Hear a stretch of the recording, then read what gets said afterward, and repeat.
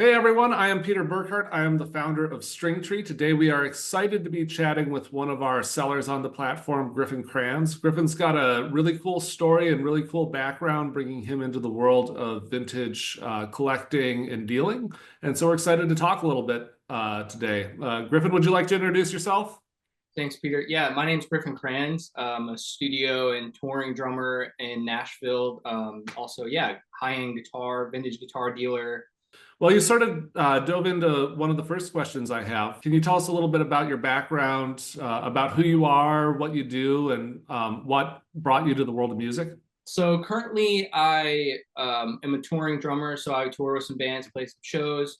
When I was growing up, I wanted to make beats. I wanted to be a beat maker actually for a while and work with rappers. So when I was maybe 14, I think I asked for like my first kind of like Akai keyboard and started just kind of finding people in my small town of Bay City, Michigan that were maybe even recording music. There wasn't like a crazy scene, band scene or anything when I was growing up, but I was just working with anybody I could. And then maybe fast forward a few years, I kind of knew a couple things about mics, and one of my mentors and collaborators that was a bit older than me was like kind of talking to me about college and stuff. And I had said I was going to go to a 4 year, and he was like, no, you should actually go to this school in Arizona for audio. So I did that. And, fast forward, I've kind of built a career being a studio musician, engineer, but also now come this past year, I've really dove into vintage guitars a lot. So that's kind of the short story of how I got here. Yeah, that makes sense. And one of the things when we first started chatting that sort of caught my attention is the fact that you're not just buying guitars and other gear to resell it, you use it a lot in your studio. And so I'm just curious, what types of guitars are you most interested in, or other types of gear? And what are you looking for when you're looking for gear that has, some kind of sound? It's hard for me to say I'm just looking for a sound rather than just like the combination of sort of the history of a guitar I see plus the ability to apply it in studio. It's really those two things all the time. But if it really was just a sound, it's like, I don't know, just a good solid body electric guitar, hopefully vintage, hopefully maybe I'm a Fender guy, so hopefully a Fender, but wound hot kind of guitar always piques my interest, just for what I do. And a lot of the gear I use in the studio, I use a lot of Neve preamps and stuff like that. So my home studio really is just kind of like a culmination of pushing how loud I can get. I've always been fascinated with old Martins, how they record and stuff. There's just a lot of history that I didn't know I would get so obsessed with when I first got into this. That is now just almost become part of who I am. And I love it all the same. Yeah, some of those old Martins and Gibsons that are coming up on StringTree are really, really cool. And some of them are pretty old, like dating back to the 1800s. So given that you're, producing contemporary punk and, pretty heavy hitting music, I'm just curious, as you've dug into those, like where's the magic at with those types of instruments?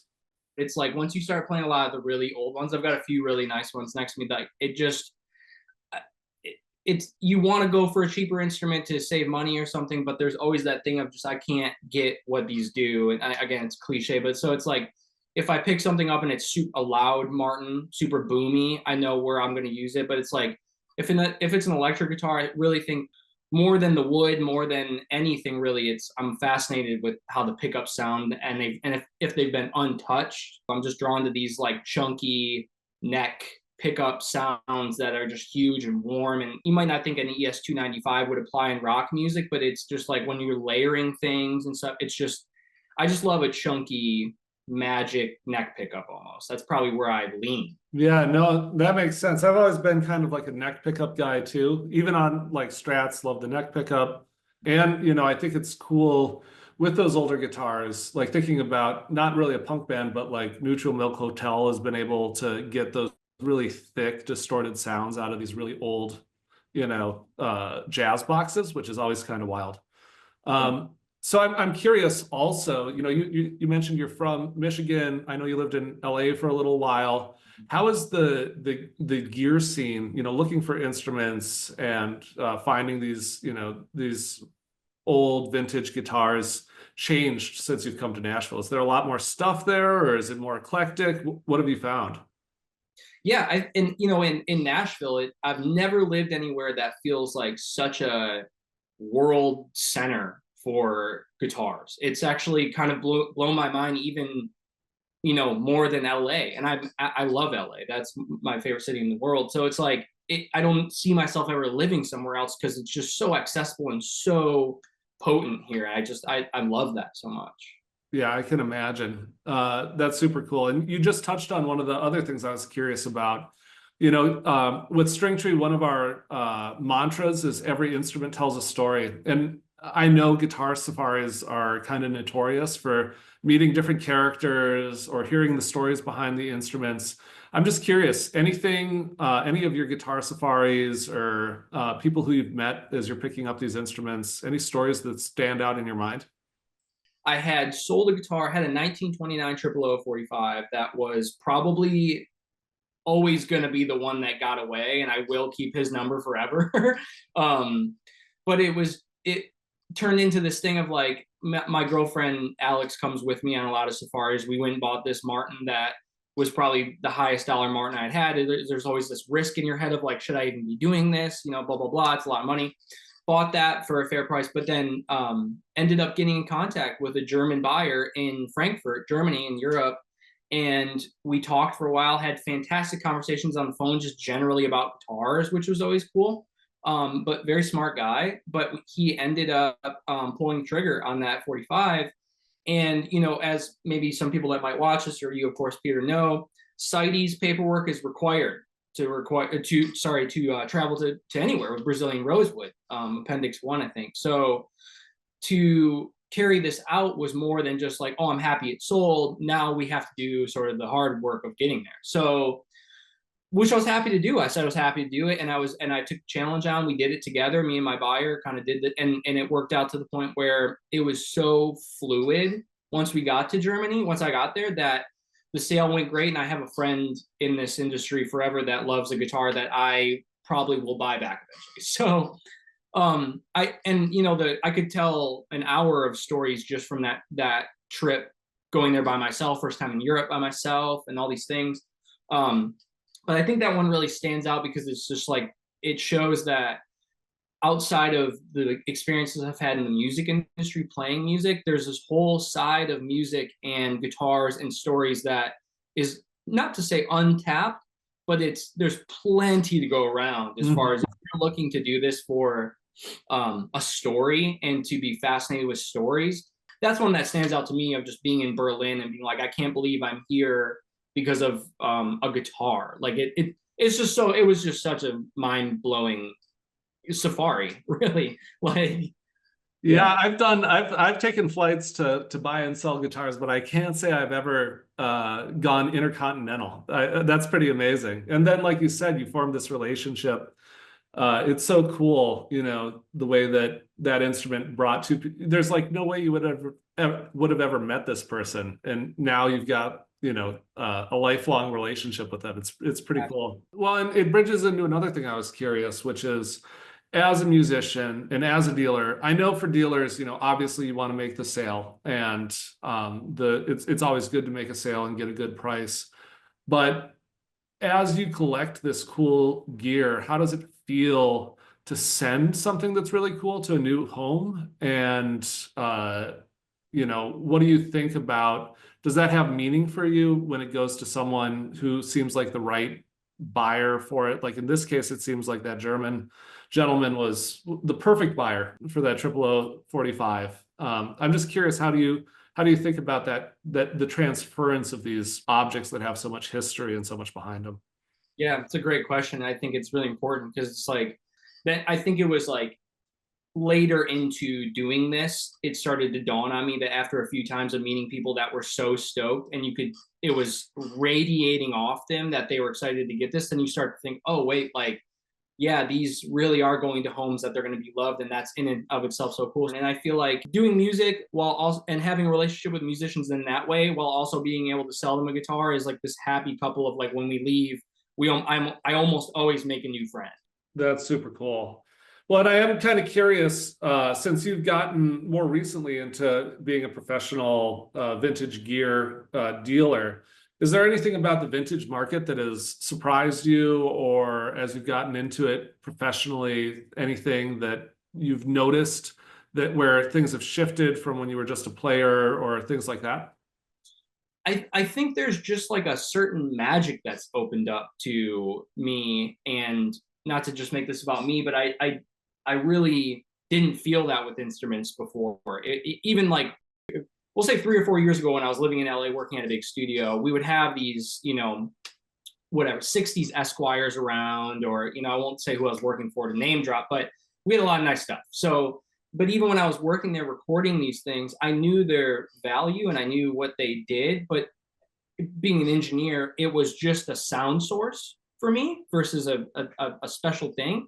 And now that I'm in this world, it's almost like part of me wishes that my mind would have been open to how much magic there is in this world when I was recording the magic, right? That brings me to sort of one of the last questions I had, which is, for you right now, is there any guitar or piece of gear that for you represents kind of that the holy grail? Being a studio owner, like I always think about buying instruments that I will keep forever. I have maybe one or two that I really love and record all the time, but I think part of the magic of my studio is that I always have cool stuff around and it's exchanging all the time, whatever. But if I could just bring one good Martin with me to just love forever, that would be it. I don't know if that's like an old 40s D28 or if that's the 0045 or something, but just something that when you sit down and play it, you almost go somewhere else in your childhood, or like it really does get that deep. It's just like a smell brings back a memory. Yeah, I think a holy grail really is like, I've owned a few holy grails, and I think that if I could get those back, I could probably go somewhere else and be okay. So That's pretty cool. Well, let's see. Anything you'd like to add? Any advice you would give to someone who's thinking of getting into vintage gear? I fell into vintage guitars. I could have fallen into anything musically. I'm very, very lucky and feel very special to be able to do what I'm doing. And it's like if you find something like that, it's just such a beautiful relationship. That's awesome. That resonates with me. I started StringTree for similar reasons. Had been working in other jobs and have collected vintage gear since I was about 13 years old. And I think the idea of carving out a space where I could create a job around my sort of love of these instruments, it's still work, and we've got an awesome team, and we're building the business. But at the same time, I get to look at guitars all day. It's pretty amazing. It's all great stuff like what you bring to the table. Well, I love what you're saying. Maybe the better wording would have be like, know that at some point you will have to carve out a lane for yourself. Whether it doesn't have to be now, it's no one's pushing you to do that, but at some point it is inevitable. Your lane will have to be carved, and you have to be sort of preparing and or ready for that. And it's so crucial to being in the music industry. Yeah, I think that's really, really true. Well, I guess I should ask one more question, which is, you're trying StringTree auctions for the first time. What are you looking forward to, or what excites you about trying the StringTree platform with a timed auction and the way that we kind of approach bringing gear to the market? I just love having a relationship with somebody that's just, we're kind to each other, we understand each other. That's so much easier to do this than trying to deal with somebody that you don't offer them $200 less than what you are going for, and all of a sudden you're getting insulted, right? So I think that's really special that you're making it easier for people to just have a sort of flow when it comes to what it is we do. Yeah, that's one thing we thought about a lot, because so many, whether it's Facebook or Reverb, there's so much friction in that buyer-seller experience and sort of the haggling. And so that's why I really, when I started StringTree, gravitated towards auctions, which have worked well in other industries like, classic cars and wine and so on and so forth. It builds the instruments up rather than beating the instruments down. And I think that's really important to us for the culture, and the way in which we want to do justice to really great instruments as well, and highlight them and build a community around that. I think that can coalesce and not just drive bids, but hopefully add value and get to know each other and support each other and what their journey is for the gear that they're looking for. So I think that's cool, and we hope to provide that experience for you. So we're excited and appreciate you trusting us with these 25-ish instruments that you're listing. That is just so awesome and cool to me, because that really is part of the reason why I like having these guitars around. It's not just that I like looking at them. It's like there's so much history to be, to be talked about. So I love that. One thing that we think about a lot is the history that's lost. Anytime someone takes, an old guitar from the 40s and just puts it up on Craigslist or whatever and says, very good condition, comes with case, they might know all kinds of things about that guitar, which are, part of the guitar's history and part of the guitar's story. But as it goes through these transactions, you do lose the thread sometimes. And I think that not just sellers, but buyers also want to have that history and sort of act as curators and keepers of it. So I'm excited to see more platforms honoring that, bringing that forward, including StringTree. Well, thank you so much for chatting with us. We're excited. We're going to be launching into the auctions pretty soon here, and we're excited to highlight your story. And thank you so much for working with StringTree. Yeah, thanks StringTree. I mean, this is the best case scenario seems for everybody kind of thing right now. So it's awesome, man.